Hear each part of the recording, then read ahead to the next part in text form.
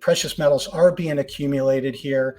And with respect to the defense winning games, that, we're back to our risk first concept where, just trying to control our risk because, we're at a, part of the story where I want to preserve capital and I'm going out of my way to build as strong of a defense as possible. And, you sit around patiently with a strong defense. And I think that also puts you in a better position to make that speculative play if and when you see it. You'll be in better position to make that bet. And, I think that's where the real money can be made is in speculation, where we're really scaling our position for conviction.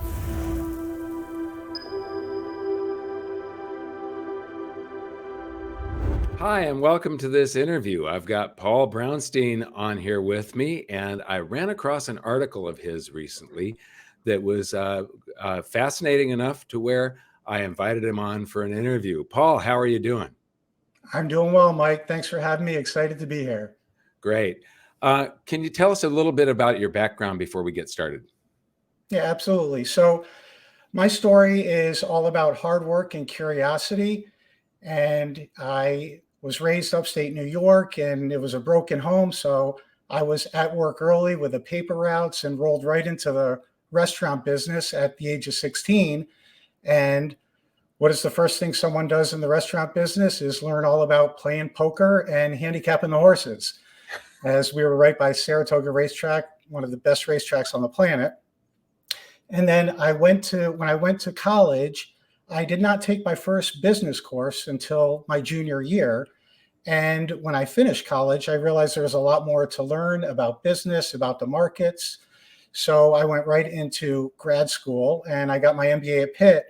And that's where I did a deeper dive in the markets, and I learned how to trade options on my credit card and had a lot of fun till I graduated and I went to Manhattan without a job. And it was 1988, and I was competing against a lot of the crowd that just got laid off from the crash in 87.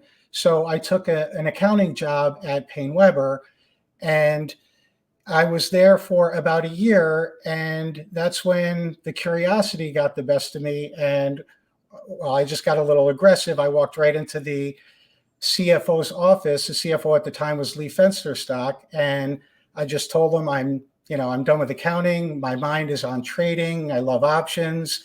And without really even saying a word, Lee picked up the phone and called John Kaplan on the derivatives desk in Manhattan downtown. I was in Jersey at the time at their headquarters, and I was set for an interview that same week. I went in, and the rest is kind of history. I had a 30-year run in derivatives that was in New York the first half, where I was trading, and then the second half I moved to the sales side of the business, and I was in San Francisco where I built regional teams and offices. And then in 2016 we ripcorded to Denver, and I built and exited an art restoration business with my wife. And I was still very, in love with the markets, and I was teaching derivatives. I started a fund with my nephew who was in college.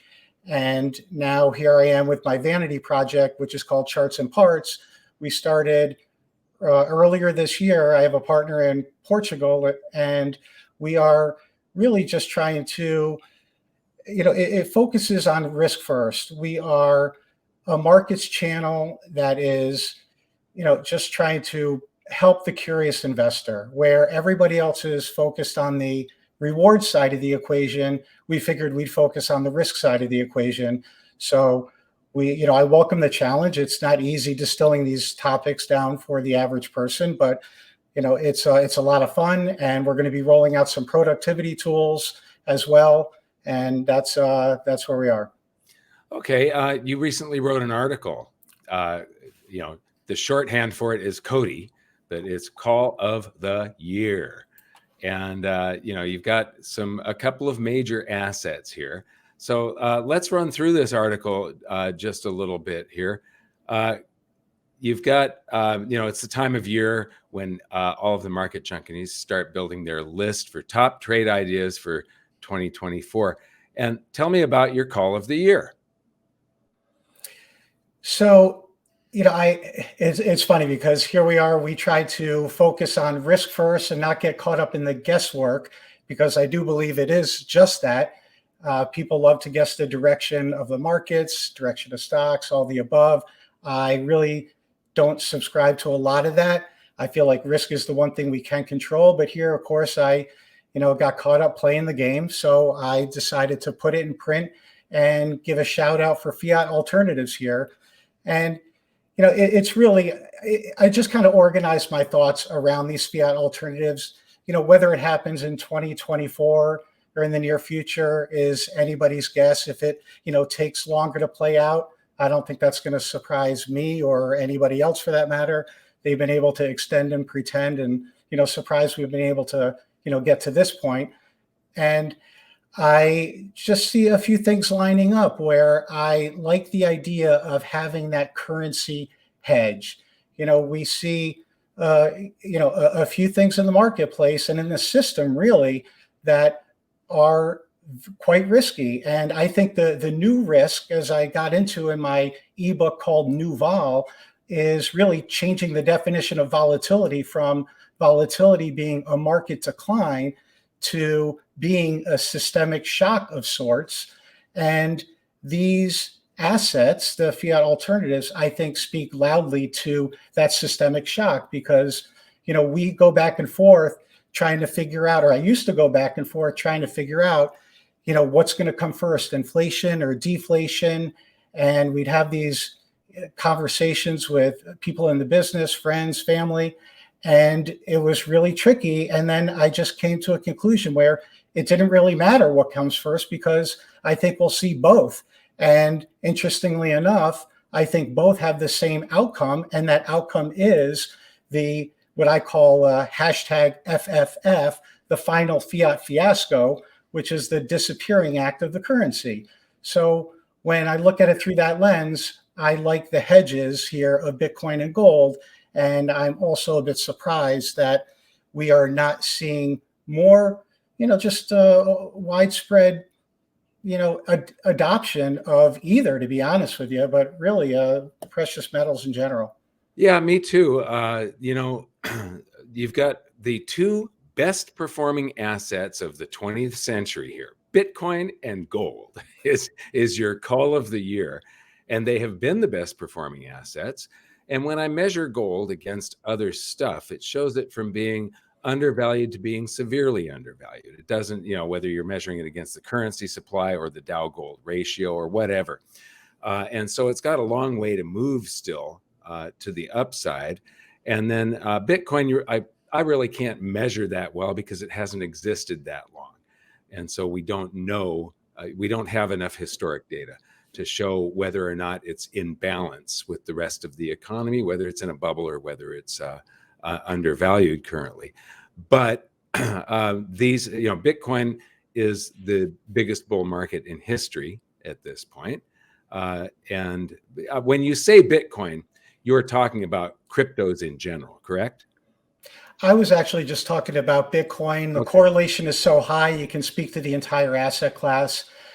Just like, with precious metals, I'm talking about gold, but of course, same concepts with silver.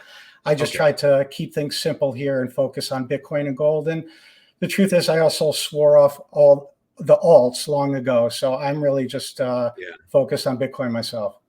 Well, yeah, there's one other that I hold, and a couple others, but my majors would be Bitcoin and Hashgraph, because Hashgraph is a different system. It's not blockchain. Faster, fairer, safer, more secure, more scalable, and more versatile. It can do anything that any other crypto can. Plus, it's the most energy efficient. And so that's the one that my biggest bet is on, but that's over the long term. Like right now, a transaction fee is 50,000 times higher for Bitcoin than Hashgraph. So anyway, you've got a chart from John Williams at Shadow Government Statistics, Shadow Stats, here of inflation. And this chart was included in my first book, Guide to Investing in Gold and Silver, from 2008. And so this is updated to 2023. Got any comments on the shadow stats inflation numbers versus the CPI? Yeah, this is just another chance to take a swing at the CPI. As you saw in my gold presentation, I, had a couple slides devoted towards, mocking the CPI. I think it's, and a lot of this just starts with awareness. I think people just need to know that, the formula has been changed many times over the years, and then you have all the, adjustments, and it just really doesn't represent the inflation that is in the system and that we are all feeling and experiencing on a daily basis. So I just thought it was important just to see that there are other measures of inflation. And the other one that I think is widely followed is the shadow stats. And, it tells a very different story. Yeah. I think the truth lies somewhere in the middle, but the CPI is definitely the CPI. And then Nice. you've got the number of people employed but absent due to labor force dispute. Now, this was when the auto companies were out on strike. Am I correct? Yeah, and the punchline here is that this is just going to be wage pressure, right? Wage pressure was, absent in the inflation story for a long time, and we can see this is hotting up for sure. Yeah, the Federal Reserve has created such warpage of the economy. It's just severely warped, and you've got to have this wage pressure to catch up to all the inflation that the Federal Reserve caused, so that people's standards of living don't decline dramatically. Except there's other areas of the economy that are even slower at catching up, and others that are faster. That's where the faster is where the inflation comes from. But the resolution is not really a good one for right now, potentially going into, you said that 2024 is probably the year. It's an election year. Maybe they can hold it together. I doubt it. It seems to me like there is an enormous crisis coming sometime soon. And this is right after the cost of labor just went way up for all of the big auto workers. So tell us about the new lens. Inflation means a lot of different things to a lot of different people. You were talking about inflation and deflation. It doesn't really matter, right? Yeah, exactly. And, I think, as I stated in the piece here, a lot of people look at inflation and they think it's growth. Some may think it's an increase in prices. And I was just challenging the reader to look at it through this new lens of it being a destruction of purchasing power. And that is really, and I use the house as an example, right? The house that just went from 250,000 to 400,000, but really the house did not change. It's the same utility, and you just need more fiat to purchase that house. So that's the lens. Oh, go ahead. In my current book, the house that was back in the Great Depression was $3,000 is now $300,000. So it's the fiat currency losing 99% of its purchasing power. And it also, the CPI says 95%, which is bad enough. But when you look at real estate or gold, take a look at, it was a dollar used to be worth 1/20th of an ounce of gold, and today it's worth 1/2000th. That's a 99% loss in purchasing power. So you're absolutely correct there. The 10 reasons you favor fiat alternatives for our 2024 call of the year. And so real quickly, run us through these 10 reasons. Okay, so just back to the that inflation. When you look at it through the lens of the destruction of money or purchasing power, I just think it's fascinating when you see that was actually our policy, right? So the destruction of purchasing power, and now we're making it policy. It just should ring clear that there's a red flag there of sorts. But and it's the destruction of currency, not the destruction. You can't destroy money, in my opinion. Right. An ounce of gold, that's the thing that defines it as money, that it is a store of value. And you can destroy, you can rob the value out of currency, but you can't rob the value out of money.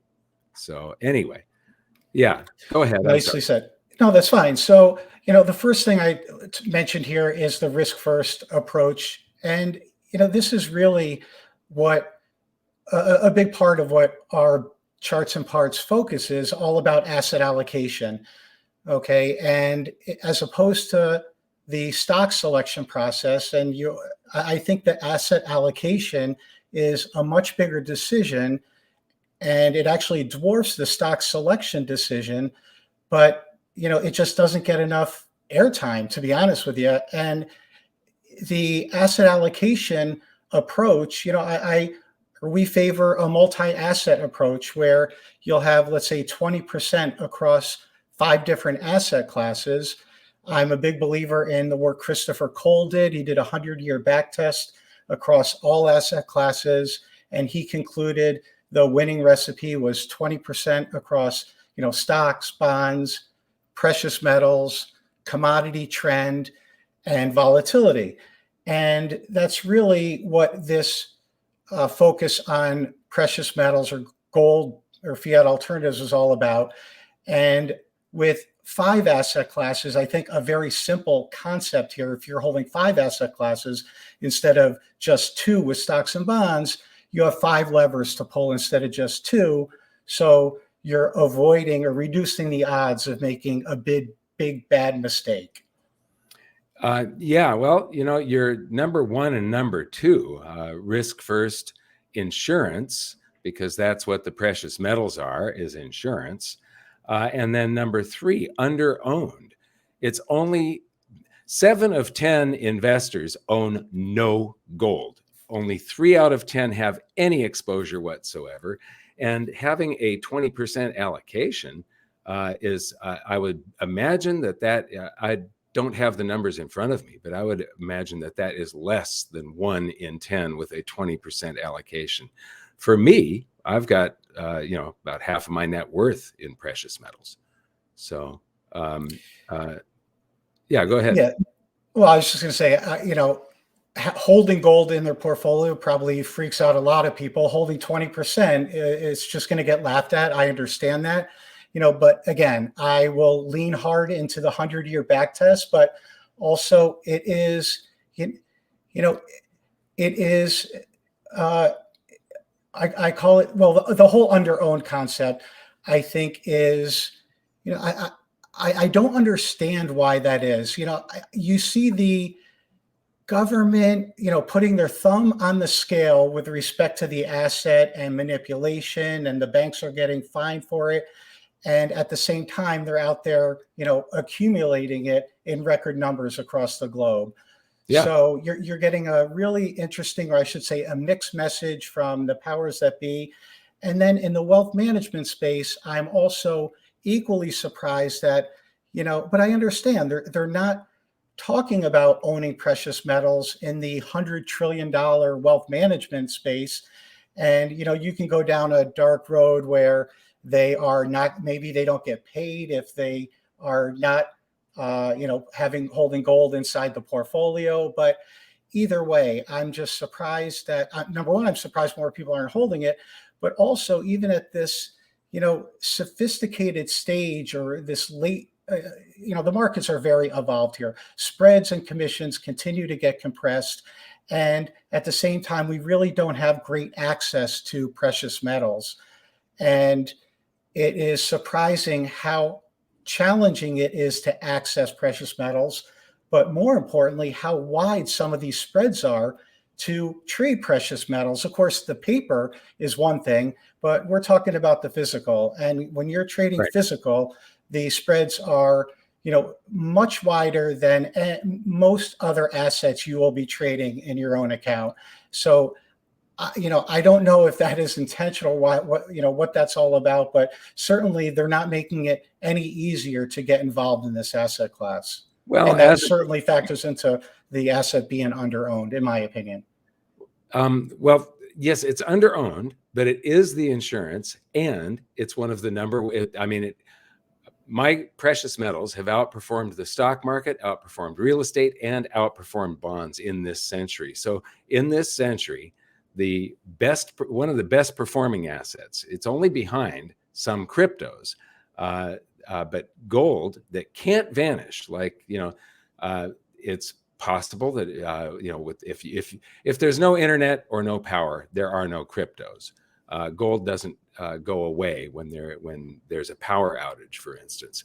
But it's completely underowned, and it is like, we created something called InstaVault, where you can log in online and you can buy it as quickly as you can buy a stock, and you can sell it as quickly as a stock. So highly liquid, fully insured, but there is a slightly higher initial spread. But if you hold it for a while, you'll find that the management fees and so on, and brokerage fees, it comes out almost the same with something like InstaVault versus stocks. And it's fully insured in a vault at Brinks Security, which has Brinks Security has been around since the Civil War. And they've got a motto: nobody has ever lost a penny with Brinks. And it's true. And they're also not part of the banking system, so they're not subject to a bank holiday. They were, during the week of 9/11, when the banks were completely shut down, they were still delivering precious metals to the dealers. So highly liquid, very easy to get to, but most people just don't know about it. Most investors are sort of stuck in the stock market or in real estate, and they don't really investigate the alternatives. But to me, the alternative is much, much easier. Real estate is very illiquid. It takes a long time to turn real estate into cash. Stocks are actually, all of the voting, the mail that you get when you own a bunch of different stocks is owning gold is, to me, so incredibly simple. It's very much like owning cryptos. They are both simple and both incredibly liquid, in and out of them very easily. And with gold, if it's in the vault, it's, with us, it's fully insured while it's in the vault. So anyway, you bring up a great point that we're not, should not be as concerned about spreads if we're not actively trading it. I mean, technically this is an investment, it's long-term, and, like yourself, we're, not making sales here. So it's just one and done. If you're going to trade, you should probably be in a derivative such as GLD or SLV or futures. Some sort of derivative is very, very liquid for trading, and you'll avoid the higher spreads that way. But those things like futures have a time constraint on them, and GLD and SLV have management fees, so they deteriorate over time at what turns out to be as great a rate or even bigger than the storage fees. So for me, I mean, gold is 2,000 now. It was 250 roughly back in the year 2001. And so it's up 8 times. The stock market isn't up. The stock market is up a little bit, around half that, I think, or less. The same thing with real estate. So the gold that I bought back in 2003, when it was $315 an ounce, now buys about 4 times more real estate than it did back then. So the performance has already been spectacular, but when I measure it against all of the other things in society, it has not yet fulfilled its destiny. And because it's the insurance, I just see huge, like explosive move when the next crisis hits. So de-dollarization, you've got the end result as the final fiat fiasco. What's your opinion on this again? So, yeah, actually, I'll just make one last comment on the insurance argument here, which I think is kind of interesting and almost funny. But, I look at the precious metals as an insurance part of the portfolio. And at the same time, we can say that, the price of the insurance has not gotten away from us. Yes, and it's you can being still. suppressed, and so it's basically on sale because governments around the world are, not governments, but central banks are accumulating it, and it's better to accumulate it at a lower price. And so it has been suppressed, but it periodically gets away from them. And I believe that time is coming again, and time is getting short. And so to me, I consider it basically on sale. It has not kept up with the inflation of the currency supply. So I'm sorry. Aha, it's on sale as the house is burning. Yes. So that gets kind of interesting. That being the Right. case, I'll take two. Right. Exactly. Yeah. So, Okay. okay. Enough of the insurance. The final fiat fiasco. I just think this is interesting. I mean, the de-dollarization story is, everybody knows about this. It's, it's global, it's obvious, and I just think it's smart. We would be doing the same thing if we were in their shoes. Okay. I think, the U.S. freezing or seizing the Russian assets was a big nail in this coffin. And I think that is really, it's solidified the thinking for a lot of people, a lot of institutions, a lot of banks. And we are going to see the implications of that. And this is, I think a big part of the story. And then I was, as I mentioned earlier, having this back and forth about inflation and deflation.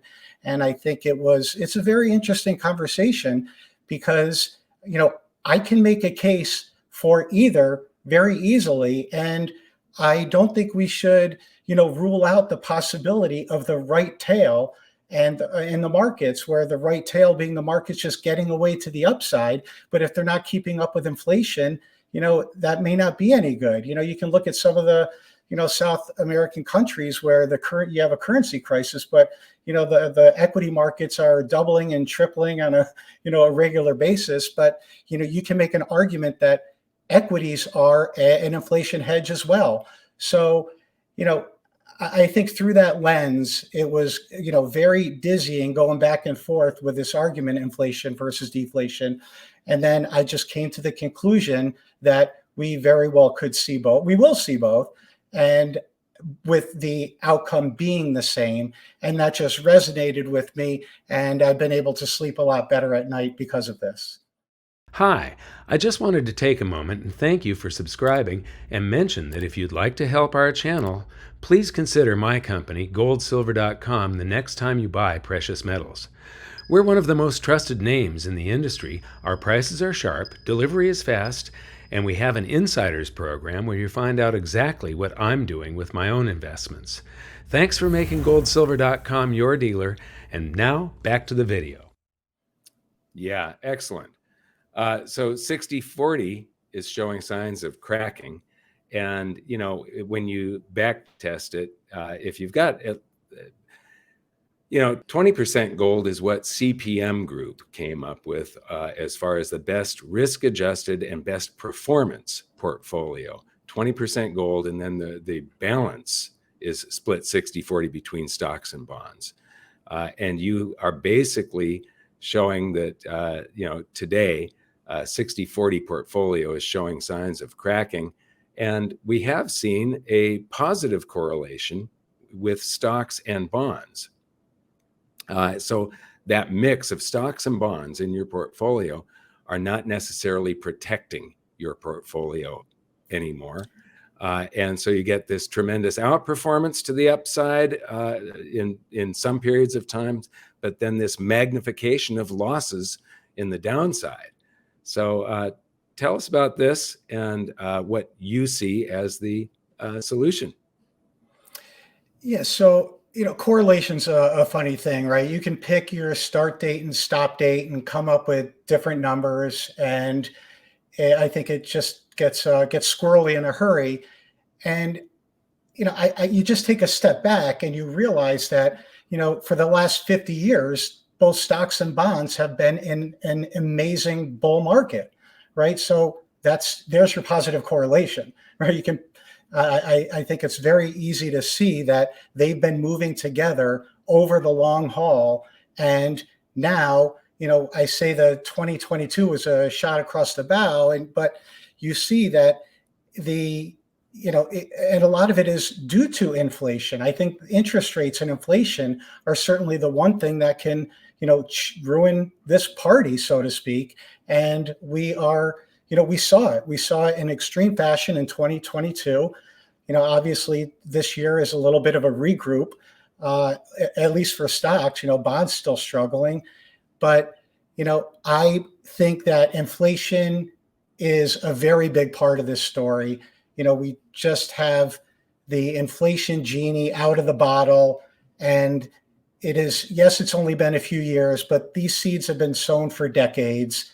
And where inflation was really their only solution to the declining markets and declining economy, right? And you can call it a different program or a different tool, whether it's this bailout program or this support of the system. But at the end of the day, it's inflation. It's injection of currency units, and that's their one tool and only tool to fight the declining markets. And now inflation is the problem. So it's almost like when you look at it through that lens, they're kind of added tools, and that's what I'm seeing. And again, this is just a thought experiment as opposed to any certainties, of course. Yes. Okay. So defense wins games, and watch what they do, not what they say. Yeah, exactly. I mean, they are just accumulating precious metals. We saw that, the 2023 was a new record for central bank buying. You know this better than anybody. And they may not be talking about it. They may be putting their thumb on the scales as they're, trying to buy it through the back door or whatever. But it's just really, very clear that precious metals are being accumulated here. And with respect to the defense winning games, that, we're back to our risk first concept where, just trying to control our risk, because we're at a, part of the story where I want to preserve capital, and I'm going out of my way to build as strong of a defense as possible. And, you sit around patiently with a strong defense, and I think that also puts you in a better position to make that speculative play if and when you see it. You'll be in better position to make that bet. And, I think that's where the real money can be made, is in speculation, where we're really scaling our position for conviction. And you don't hear a lot about that either. I think that's a very interesting concept, but that's what makes the speculation so powerful. And it's going to be, I think, there's an argument to be made where speculation is actually cheaper when you have a better defense than a 60-40 or a multi-asset base versus a 60-40. Yeah, I don't, gold is the defense, but it also, there are periods of times when it just outperforms everything else. And then when we do get to certain Dow gold ratio, gold currency supply ratios, gold silver ratio, then we'll sort of know, to me, I mean, this is what I measure, that it's time to move into another very undervalued asset class. But until we reach that area, I just don't see much downside in precious metals, except over the short term. When we had the crash in 2008 and when we had the COVID crash, gold and silver both did a pullback, silver much more so than gold, both times. And so during that, and both times, I used that as an opportunity to load up on a whole lot more at very low prices. And so I've been very pleased. I mean, when the COVID crash came, I didn't nail the exact bottom, but I got a couple of days on either side of it, and I got a bunch of silver at some incredibly good prices. So you've got, let me see, COMEX deliveries, and you see this enormous explosion in, from the pandemic, basically. But it hasn't completely settled down. And now with GLD and so on, we are seeing some outflows recently, investor outflows, while the central banks are buying it all up. How convenient. Yes, here's the central bank purchases. Now, this is from Ronnie Stoffele of Incrementum AG and the In Gold We Trust report. But you look at the all-time high there of 2023, and this chart was done when 2023 was not done. So Right. it's actually higher than whatever this chart shows, because this is a few months old here. So yeah, they've got their thumb on the scale, keeping the price down while they gobble it up, and other investors get tired out and sell just at the time when I believe it's about to explode. With the way the central banks have pushed everything into a bubble, real estate, the stock markets, bonds, into these huge bubbles. Bonds have been deflating since interest rates bottomed and have been coming up, but that is sort of the trigger that should cause the big crisis that just causes all hell to break loose, and this whole thing to revert back to fair values and norms. So you've got the new volatility and inflation, and you're closing. So let's wrap this up and tell us about these three pieces here. Well, the Nouveau piece is a series I wrote, a 4-part Substack series, and this was really challenging, actually. I tried to bridge the gap between financial risk and what I believe is the best solution set out there, which is the peak prosperity model of building personal resilience. I'm a big fan of peak prosperity. I know you know Chris, and Yeah. I've been drinking that Kool-Aid for many years, and it just really resonates with me. And I just took on this Herculean task of bridging the gap. And the way I did this, I had to redefine the definition. I changed the definition of volatility itself. Instead of volatility being a market decline, volatility is a systematic shock. Okay. And with that, we took an insurance approach to managing risk, where we'll absorb the smaller risk, which in this case is the market decline, and we will buy insurance or protect ourselves against the bigger shock, systemic shock. And we do that by filling our 8 buckets of capital. And this is a solution that I think not only is it a winning solution, but I think it can enhance the quality of life at the same time. And I believe that, a lot of times our most valuable asset is not on our balance sheet. I think it's a very powerful concept. I think it was challenging for me to write and distill down for others, but I got it out there. I hope it resonates. And I think a lot of this and a lot of the great work you're doing, Mike, is just bringing awareness to these issues. And that's really what I was trying to do there, and trying to do with this call of the year, just bring attention to this asset class and some of the variables in play and supporting the purchase. Yeah, you mentioned Chris Martenson, and that influence is what has led me to buy my farm, go off-grid solar, make sure that I've got my own food and water, and a group of like-minded people around me that are all sort of on the same path. So it's part of the being super resilient, and that's what I'm trying to do myself. And a big portion of that, to me, right now, is the precious metals. They are the thing that has proven themselves throughout history.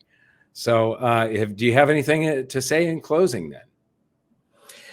I was just going to, give a shout out for the emotional bucket of capital. And I just think it's super important to, and Chris says this all the time, it could be the most important bucket to be filling out there, just being as strong, spiritually, emotionally, and physically as possible, and just being prepared for anything that comes our way. Because I feel that, we're at a part of the story where nothing should surprise. and trying to get to that point, emotionally and mentally is very challenging because we're seeing some pretty funky stuff out there. But I think it's very important to have that, mental state. Yeah. Can you tell the audience where they can find you? Absolutely. Oh, there it is, Serialomics. Right now, it's on our Substack, Charts and Parts, and we're building out the website to move everything over onto the website and to roll our productivity tools out there as well. But for now, it's going to be the Charts and Parts Substack. So chartsandparts.substack.com, right? There you go. Yep. Yeah.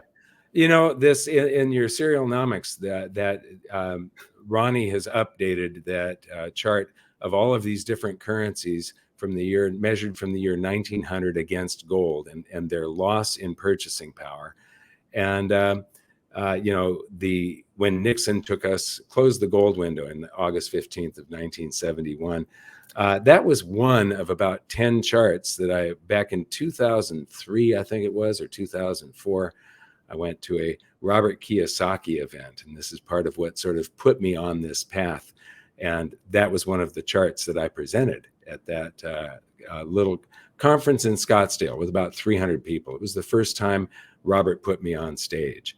And so anyway, it's just interesting seeing this chart survive and being revived throughout time. But if you look at the decline in all fiat currencies against gold, you realize the difference between currency and money.